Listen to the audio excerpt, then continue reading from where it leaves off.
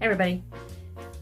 So today I wanted to talk a little bit about what's going on with my hair today. It's like I was up all night literally for a commercial shoot that I'm doing, and I was texting back and forth with the extras that are going to be on set until 6 a.m. this morning.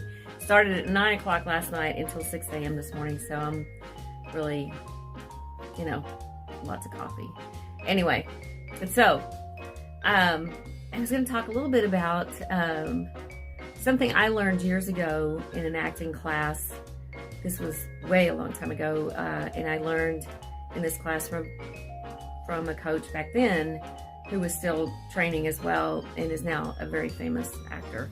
Not going to mention the name, but I learned in that class something very interesting, and I wanted to share it with you all because there's so many different methods and various things that actors can do to help hone their skills, and you learn with experience, and with time you just get better and better. It's like an old wine. Anyway, so what they taught us in class, or what he taught us, was pick out an animal that if you were an animal, what animal would you be? Pick out that animal and become that animal as a person. So it's a very interesting concept and how that works. So we were sent home a dialogue and told, do this in this particular animal. The way they move, the way they look, how they view their environment, and how they move around in a certain space. The movement is very important.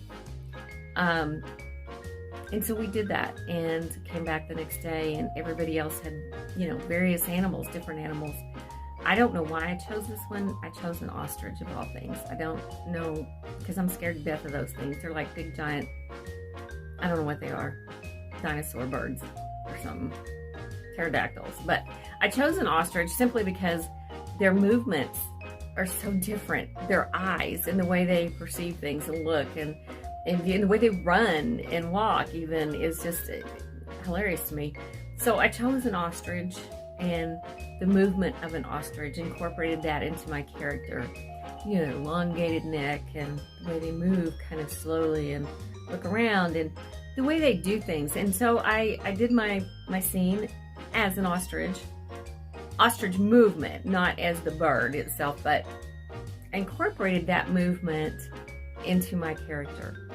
And it really changes the dynamic of the character so much that it's huge. I mean, we're getting another text, of course, when I'm trying to do a video. It's still working. So it changes the dynamic of that character. So, there are such things as movement coaches that teach you this. They may teach you how to move as certain animals. And it can be very elegant, or very wild, or very aggressive. There I go again. Gotta get back to work. But it's so interesting. So I'd like you all to try that. And I think I'm going to incorporate this into one of my workshops. My goodness, in one of my workshops that I'm going to be doing coming up. I'm getting text after text. I need to check that.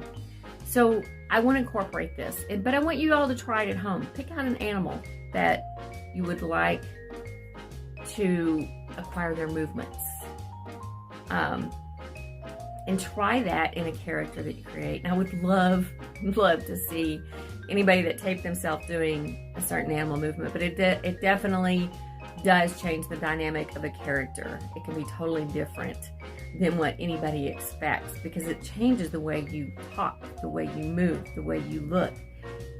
It's huge. So I wanted to share that with you, and I want you to practice that. It's very interesting. So let me know how it turns out, please, and we'll talk soon. Peace out. I gotta get that. It's getting busy and